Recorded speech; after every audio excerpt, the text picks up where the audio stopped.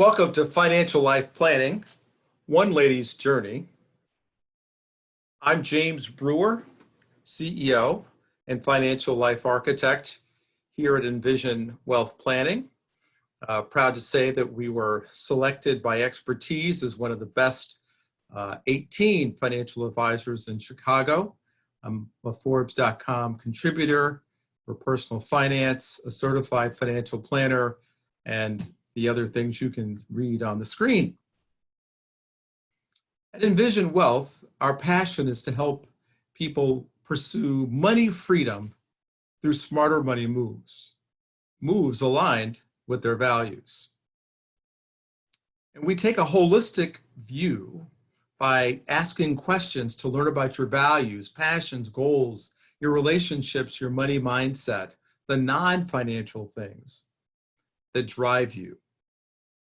Then we look at your income and expenses, liabilities, and assets to gain a complete and holistic view of you in order to develop the how through our 6-step Envisioneering financial life planning process. This pyramid gives you an idea of our mindset, that we start with building on a solid foundation, looking at issues surrounding protection and securing your finances. And then we move up through cash flow, savings and accumulation planning, wealth building, and wealth transfer. Let's explore the financial life planning possibilities with Catherine. Well, who's Catherine? She's single, makes $120,000 a year, 42, wants to retire at age 65. The system thinks that she's going to live to at least 93. She's got a 12-year-old child who she wants to provide a 4-year public college education for. So we want to start by understanding your expectations as well as your concern. So she says that she doesn't want to work. She wants to have an active lifestyle and spend time with friends and family through her retirement. She's concerned about running out of money. She's got a medium concern on spending too much. Ideally, she can rein that in herself. Maybe dying early. Who's going to take care of her daughter?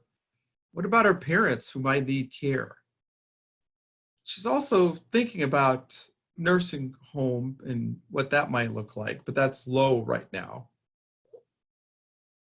So now we like to look at goals. So the screen's got a bunch of goals on there, from travel to homes and private school and providing care for others. Now look at the bottom with our pictures here where we see needs, wants, and wishes. So we're using this construct of needs, wants, and wishes. So she needs to retire, but sometimes I think it's better stated to be financial freedom. She wants to send her child through college, and she wishes that she's going to have some extra living expenses. Today, not fully sure of what she wants to do with it, but said, hey, I'd like to have some additional money. Let's dive into the retirement. The timeline gives us some idea of when she's going to be retired. It talks about basic living expenses. And in this definition, the basic living expenses are $33,000. You can kind of think of this as kind of pared down. What are the things that you would need to have? Like, you got to have food, but the other things that are her goals, really those extra living expenses. And, you know, at 42, she's likely to add some things in 10 years or so. So we need to have some flexibility. And then there's inflation. So today things might be $33,000, but in the future, that's probably got to be $66,000. There's something called inflation. It's really the rising prices or how things are rising. And historically, in about the last 20 years, we've seen that to be around 2%. We'll come back to inflation and see its impact in a moment. One difficulty we often have is we just kind of throw all the goals all in one pool and say, these are my goals. But really what we need to do is kind of prioritize, sort them out by priority. again, on this needs, wants, wishes continuum, a 10, the basic living expenses. The 7 here is college for Ruth. I know some parents who would want to move that up to higher, but think about it. You are going to need to eat sometime in the future while your child is likely still working. So I appreciate it being high, but don't know that it should be equal to you. Then there's the extra living expenses. So that's kind of a supersizing, if you will, of her retirement. So that's something that she wishes, but maybe that actually becomes a want down the road.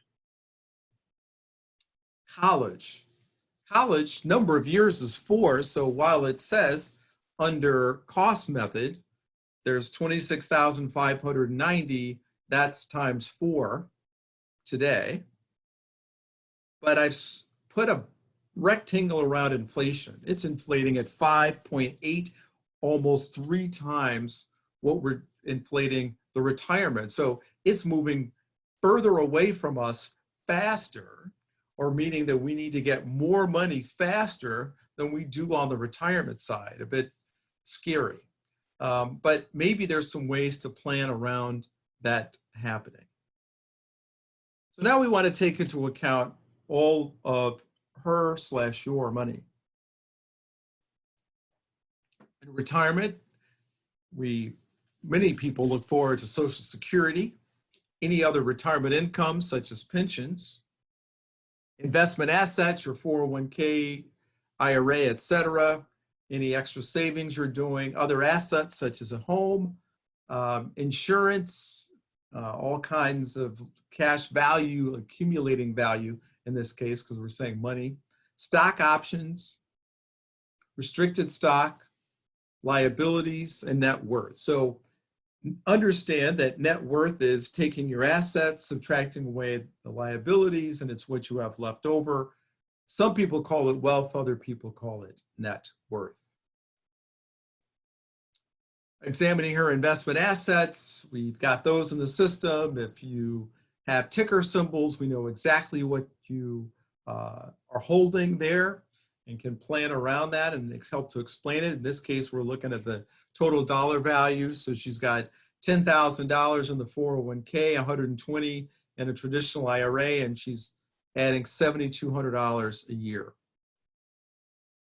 We can also add investment accounts such as employer retirement plans of all types, the individual retirement accounts, including Roth and the annuities, taxable and their tax-free accounts, you might call it brokerage or savings accounts, and then college savings plans. Do you have any insurance policies? Well, in this case, she has a $50,000 term policy from her work, but we can add cash value life insurance policies, non-cash value private term policies, other insurance policies such as disability, long-term care, Medicare, property and casualty, health. Getting a complete picture of her circumstances. Regarding liabilities, do you have any? She has some credit card and student loan debt. I know a lot of people with student loan debt, but if she had a mortgage, we could have that, any vehicle loans and personal debts. So then we get to asking a simple question. Can she/you fund all your goals without running out of money? And we use some advanced, what's called Monte Carlo simulation, where we're taking all the inputs and we're allowing the varying of the investment returns to see what the probability is. In this case, on the first pass, it said 0. What helps on the way? We turn to a recommended scenario. Right now, the recommended is showing at 57%. This is an interactive process, so we don't define answers that our clients actually aren't comfortable with. But let's look at some of the levers that we can use to help improve her plan. Social Security optimization. A lot of times people aren't claiming it to maximize it. What's called buckets, or it's a different way of structuring cash once you have a sizable amount, let's say. It's just a way of pulling money out. Won't get into that right now. Secure income, total income, some more advanced strategies. Risk reward, we'll talk briefly about that, and tax planning. Love tax planning, but we're going to save some of these for future webinars. Let's dive into Social Security. So if you look at 2 through 5, you'll see as soon as possible, at retirement, which she defined at 65, at full retirement age, 67, and at age 70.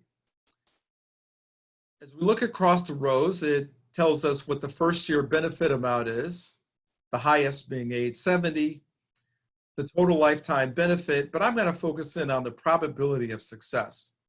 So if we look at as soon as possible, that's 40%. That doesn't look so hot. At retirement, it's 55.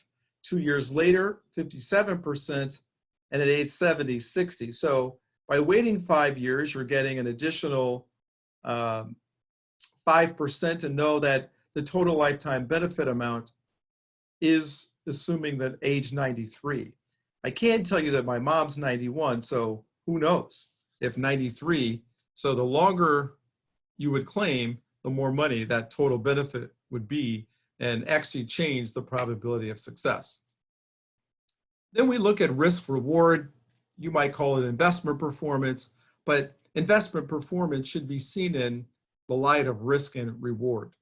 So you have words such as defensive, conservative, balanced, moderate, all the way through equity. Each one of them is actually changing the balance between bonds and stocks, with the defensive, as you might expect, having the least amount of stock, and the equity having the most. Well, rather than let's talk about what kind of investment return did you get last year, how has the market been this year, we're simply looking at the probability of success and knowing that markets will go up and down, but they go up and down in different percentages based upon which way you were invested in terms of that blend of bonds and stocks. So we see a defensive 0. On the other end, 66. But somewhere in the middle between moderate growth and equity, we start to see a bit of what we were seeing with the Social Security, that the increases aren't quite as significant. And even if someone said, let's do equity, is that really going to make you comfortable in going up and down and up and down? Some people won't look, others will. That's part of the decision making. But we also might want to even tweak things further and say, well, maybe before I retire, I'll decide to take on more risk, but during I'll take on less. So those are some of the other ways we can further tweak and tune the plan. We have life insurance analysis. In her case with her daughter, that could be quite interesting. By having a policy, she might be able to provide any caregiver that wouldn't be her, money to make sure that her daughter does go to college, private school, and health and maintenance, basically. Now returning back to that main page, we can also look at insurances, preparing for the unexpected, which could be disability or long-term care. And sometimes I think it's more preparing for the unwanted, not necessarily the unexpected. More times we don't want it than it's unexpected. What are you afraid of? What are you afraid of? This is another way we can look at things. And now you might, if your eyes went to the meters, you might have said 99, 99, 57. What are these 99s? We didn't see any 99s before. Well, the way the program works, it said she wanted the needs, wants, and wishes. So what's the probability of success of everything? Her needs only, she was 99. Her needs and wants, she was 99. It was that needs, wants, and wishes that she was at 57. But maybe we want to drill down deeper, giving you a high level here. There's other webinars for you to watch to learn more about more of these issues.